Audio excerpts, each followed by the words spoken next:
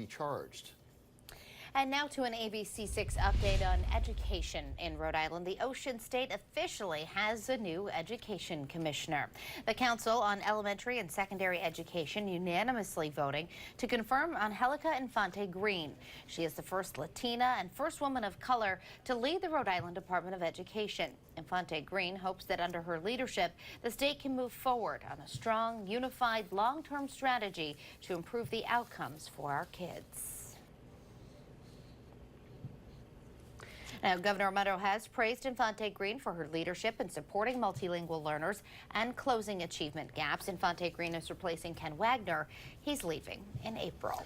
Well, a new trial date has been set for Nathan Carman. He's scheduled to appear in a New Hampshire courtroom in June with his new legal team. Carman's aunts believe he killed his grandfather in 2013 so he could gain access to his multi-million-dollar estate.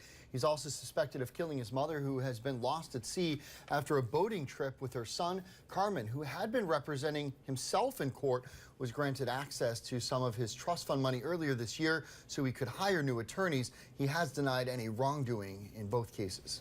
Police in Massachusetts bust an illegal marijuana farm, and it was found in the basement of a home in Walpole. Authorities discovered nearly 200 marijuana plants when the fire department responded to a fire at the home Tuesday morning. Officials say you can legally own pot plants in Massachusetts, but not that many. And according to the police chief, the basement here was a recipe for disaster. All types of bootleg wiring components. You have lamps that are down there.